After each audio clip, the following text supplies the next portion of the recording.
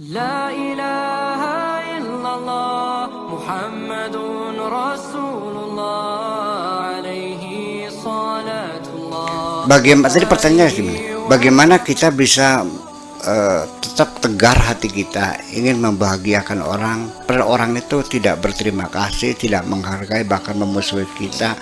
Ini kan yang dialami oleh Kanjeng Nabi Muhammad dan dialami oleh para nabi-nabi semuanya. Mereka berniat baik mulia, ingin menyelamatkan, ingin membimbing mereka ke jalan kebahagiaan, tapi mereka memusuhi, bahkan hendak membunuh mereka. Seperti itu. Karena mereka tidak pernah menyerah. Apa rahasia? Mungkin itu yang jadi pertanyaan ya. Saya pernah mengatakan bahwa ketika kita berbuat baik sendiri, suatu hari ada seorang pengemis, kita ingin mengoreksi kondisi hati kita. Ada seorang pengemis datang, orangnya kurus kering, ya, kurang gizi, anaknya juga matanya dikerubutin oleh lalat-lalat. Kita dengan hati terharu memberikannya, ya Allah, kesian banget.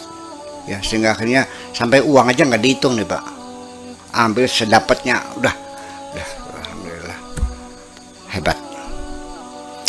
Tetapi ada lagi pengemis datang, orangnya bau busuk, menyengat hidung. Akhirnya dia cepat-cepat cari, nih, karena hidungnya nggak tahan. Kesegeraan dia memberikan uang adalah didorong oleh rasa bau. Di mana nilai kebaikannya? Iya kan? Ada lagi orang datang minta bantuan, tapi orang itu dulu pernah berjasa kepada kita. Pas duit kita nggak ada, pinjam sama tetangga kok. Kenapa? Dia berbuat baik untuk dirinya sendiri, membalas budi baik orang lain. Allah tahu kok. Dan semua orang bisa melakukan hal semacam itu. Kita berbuat baik kepada orang yang pernah memberikan kebaikan kepada kita, semua orang bisa melakukannya. Tapi yang sulit adalah ketika yang datang itu dulu adalah orang yang pernah menyakiti kamu, yang pernah minta kamu, tapi kamu kasih juga. Ini pasti melalui proses pertempuran dulu di dalam dirimu. Ketika kita akan memberikan bantuan kepada orang yang pernah dulu memfitnah kita, jangan dikira mulus seperti itu. Ada pihak lain yang datang mengingatkan sakit hatimu dulu. Kelalen tawa, kelalen kelingan bilbengen kah? Lupa, kamu lupa. Ingat nggak dulu kamu difitnah sampai masuk sel kantor polisi waktu dia kaya raya dan kamu masih miskin waktu itu, kamu dihinakan.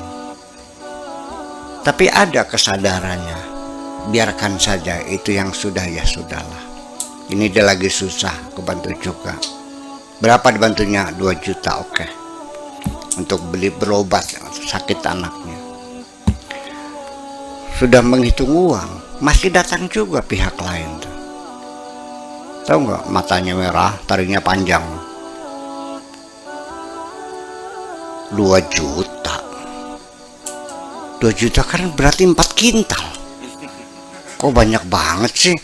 Ya nyumbang dong, masa seluruhnya? Kasih aja separuh. Datang kesenang kita. Ya, di situ terjadi pergulatan. Sampai ketika akan menyerahkan, masih ditahan dulu, nanti jangan sekarang. Nanti kalau sudah banyak tamu. Gila nggak tuh? Itu kan perjalanan dalam hatimu sendiri. Dan ini saya rekam dalam hati saya. Jadi inilah proses semacam ini sebetulnya saya mau nanya nih.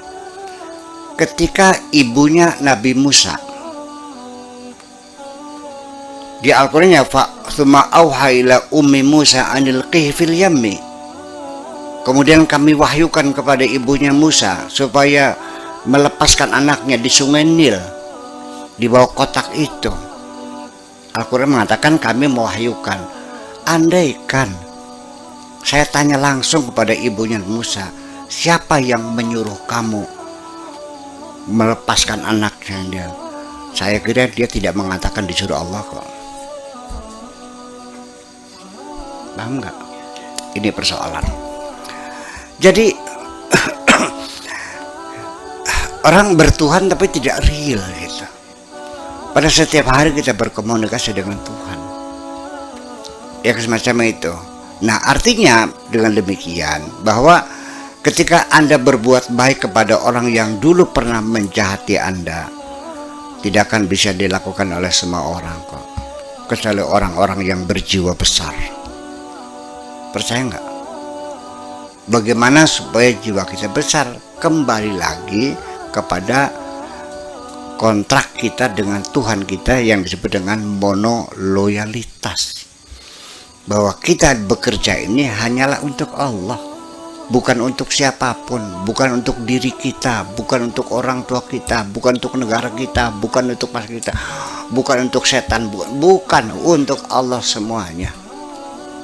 Nah, jadi artinya ketika seseorang itu berbuat baik, tapi kalau konsep awalnya adalah dia sedang mengabdi kepada Tuhan, maka dia ketika berbuat baik kepada siapapun itu tidak dilihat wajah orang itu, yang dilihat adalah wajah Allah, sehingga dia tidak pernah mengharapkan imbalan apapun. Makanya para nabi mengatakan wa ma as'alukum alaihi min ajrin in ajriya illa ala rabbil alamin. Aku tidak minta upah dari kamu, upah dari Allah kok. Jadi ketika dia berbuat baik, tidak ada harapan sekecil apapun untuk mendapatkan imbalan, baik materi, sanjungan, penghargaan, penghormatan, nggak ada urusan. Berterima kasih silakan, tidak juga silakan, karena aku ingin menyenangkan Allah, bukan menyenangkan kamu kok. Nah ini yang jadi persoalannya adalah kembali kita sendiri untuk siapa, apa yang kau lakukan untuk siapa sebetulnya. Nah kalau kita kecewa setelah berbuat baik pada orang lalu, orang itu menjahati kita kecewa, ya berarti engkau berbuat baik itu bukan untuk Allah, untuk dirimu sendiri. Itu masalah. Sekarang kalian pernah berbuat baik nggak selama hidup ini? Ada? Masih ingat? Masih? Semua kebaikan. Nah yang tidak ingat itu mungkin sudah diterima Allah. Nah kebaikan yang masih engkau ingat itu pertanda kebaikanmu belum diterima oleh Allah. Terima kasih gitu.